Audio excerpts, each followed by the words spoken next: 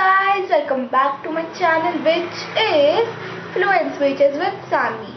So here I am with a very serious topic which is brain drain. So in the past few decades, brain drain has become one of the major issues in India, considering the migration of intellectuals to countries like in Europe, America and Australia in the search of better prospects. This issue is studied with the respect of push and pull factors. The push factors includes lack of opportunities in your motherland like poverty, corruption and lack of insecticides. Brain drain is a slang term indicating substantial immigration or migration of an individual. A brain drain can result from the turmoil within a nation, the existence of favorable professional opportunities in another countries, or from a desire to seek in higher standard of living. In addition to occurring geographically, brain drain may occur at the organizational or industrialization levels when workers pursue better pays or benefits or upward mobility within another country or an industry. The brain drain problem refers to a situation where country loses its best workers. For an example, skilled workers in developing countries such as India or Pakistan may be attracted by better rates of pay and working conditions in developing countries such as USA and Western Europe. There are various reasons for brain drain in India. The reason usually includes two aspects, which are countries and individuals. In terms of countries, the reason may be social environment. In the source countries like lack of opportunities, political instability, economic depression and health risk.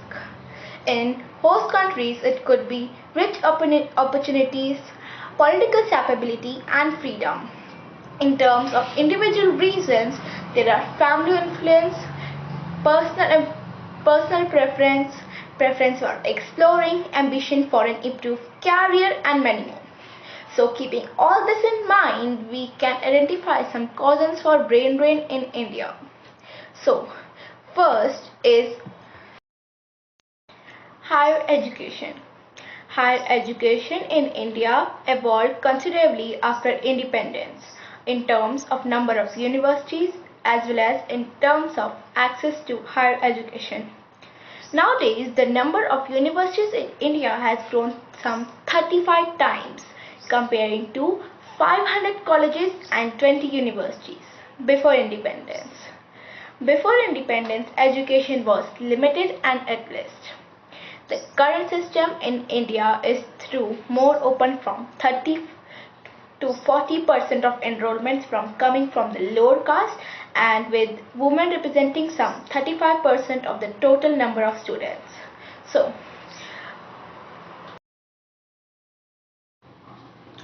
second is employment.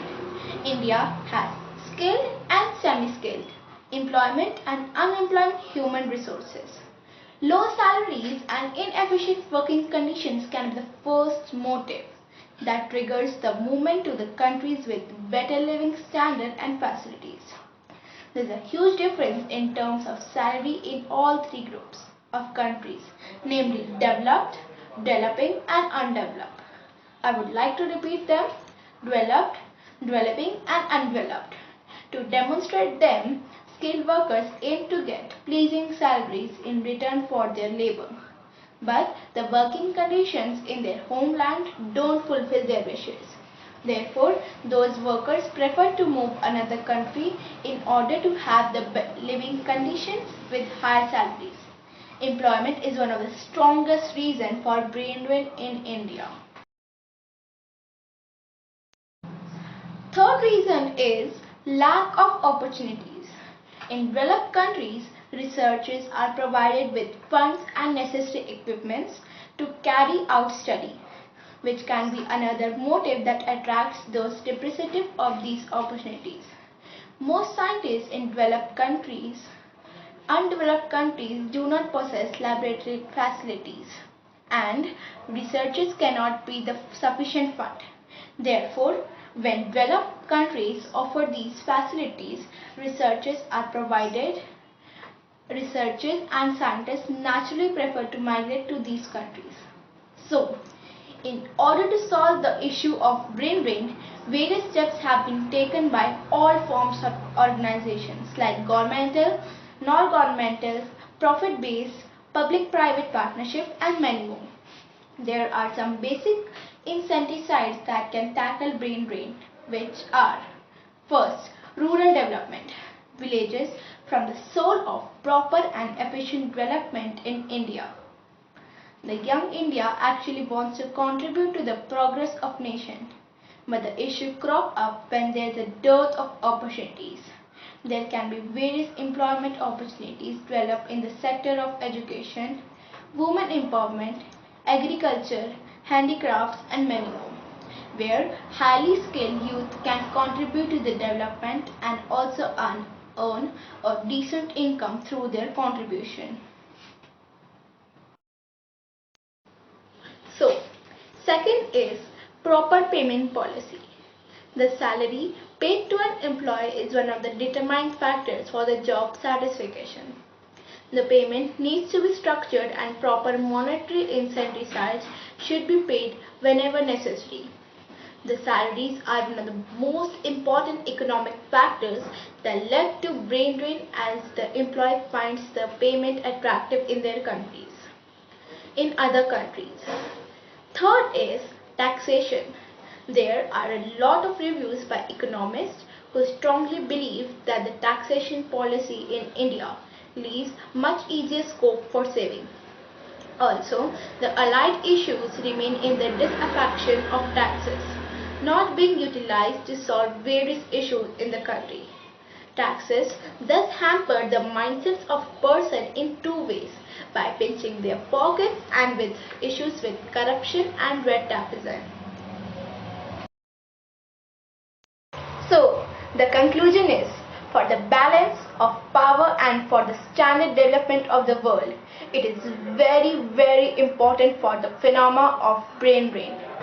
This will help a particular country to use all local skilled citizens for development and professionalization.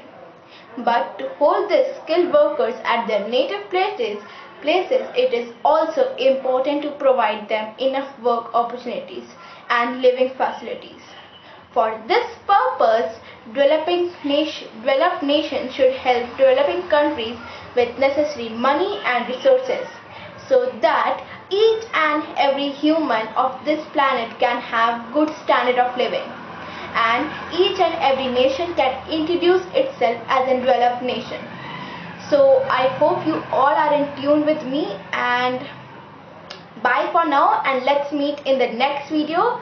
Stay safe, stay healthy.